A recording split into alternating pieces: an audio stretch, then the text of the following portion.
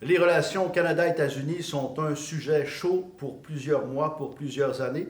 J'ai rencontré justement M. Charest en vue de cette allocution pour lui poser déjà quelques questions. Parlons des chaînes d'approvisionnement nord-américaines. Elles sont de plus en plus scrutées pour notre sécurité nationale aussi. Ouais. Alors, comment on navigue avec tout ça? Comment le Québec se positionne aussi? Bien, sur les chaînes d'approvisionnement, ça, c'est vraiment une caractéristique de l'économie nord-américaine. Ils sont très, très intégrés. Contrairement à l'Europe, où il y a une relation forte, mais pas aussi intégrée que la nôtre. Sur la sécurité nationale, ça va devenir un sujet de plus en plus important et évoqué sur le commerce dans les prochaines années. Trump l'utilise, en abuse, honnêtement, mais la défense, par exemple, cybersécurité, la question des microprocesseurs, tout ça, ça va devenir un sujet de plus en plus présent dans les relations commerciales. On a aussi des fleurons ici qui peuvent servir. On parle d'armement, on parle du Grand Nord, de la défense du Nord, des alliés de l'OTAN pour la construction d'avions. Il y a vraiment des marchés à développer importants au Québec et au Canada.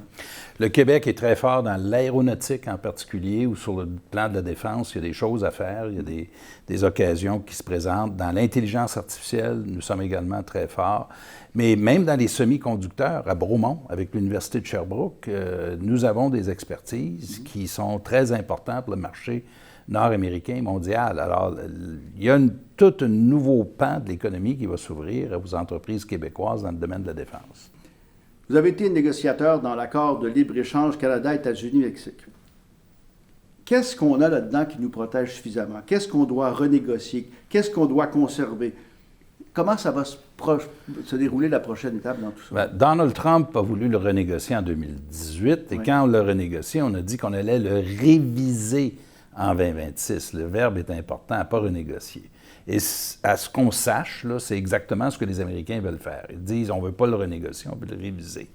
Ce qui est une bonne nouvelle pour nous. Ça, c'est absolument fondamental pour nous parce que ça permet à notre marchandise d'être exportée aux États-Unis libre de tarifs. Et donc, si on a un objectif là, à identifier sur lequel il faut mettre nos énergies, c'est la protection de l'intégrité de cet accord-là, quitte à ce qu'on le modifie pour répondre à des besoins ou des vœux du gouvernement américain, mais ça, c'est totalement, c'est absolument essentiel pour notre avenir économique. Pour avoir les réponses complètes de Jean Charest, c'est un rendez-vous le 2 septembre, 11h, à l'hôtel Bonne Entente de Québec. Au plaisir de vous y voir. Pour tous les détails et pour vous inscrire, vous voyez les instructions à l'écran.